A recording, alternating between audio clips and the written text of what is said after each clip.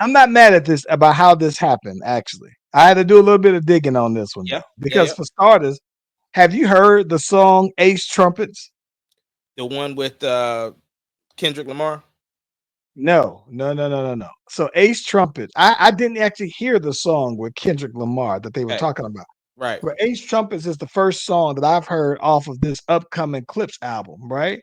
And so what was real dope about the song, right? Really, really dope song. They got I was very impressed because I haven't heard No Malice go in a long time, right? Mhm. Because he had fell back from rapping, got out there, man, and was going. I'm talking about it's like every time I would hear them two, I personally like Pusha T just a little bit more. Because he seemed to have a little bit more though, man, even though their voices sound similar. But this one, if I was picking a better verse, No Malice was riding it though. I mean, and they had a similar one rhyme sound scheme for the whole verse, right? And it was cold though, right? Um, but what happened is so that came out, and if you haven't, it's a dope song, really, really dope song.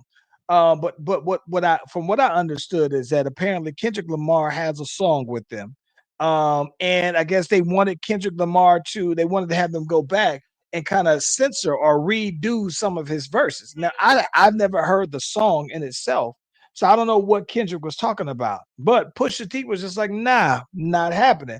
And because they couldn't come to an agreement over that, they was just like, all right, no, we gonna go ahead. Now, while it looks like he just got dropped, I think ultimately what he did was he bought his way out of his contract. So apparently he paid a seven-figure amount to get out of his contract completely. And I'm gonna assume that with him having been an artist for as long, that he wouldn't walk away barehanded. Like I think that he would at least at a minimum have the project that they're currently working on and everything like that to be distributed through. I think I saw something like it was going to be through Rock Nation or through somebody else or whatnot, though. So I'm not mad when you can do an amicable split from a label where you still can, walk away and the label still feels like they're not empty handed. It was a win win to me.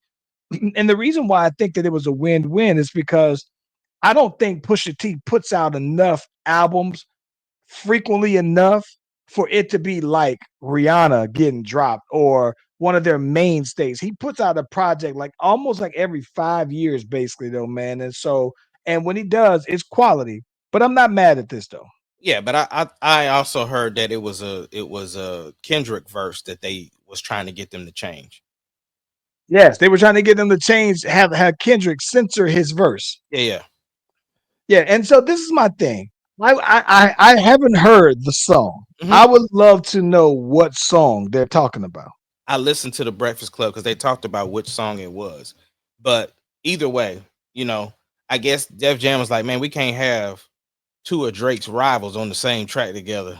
Well, yeah, yeah, and listen, Pusha is really got some subs out there on the Aces trumpet to him anyway, though, bro. So yeah, man, it is one of them. It is very interesting though, bro. I like to listen to have Kendrick, who I believe I don't think is Kendrick is on Def Jam though, right? So you got two of your rivals on there.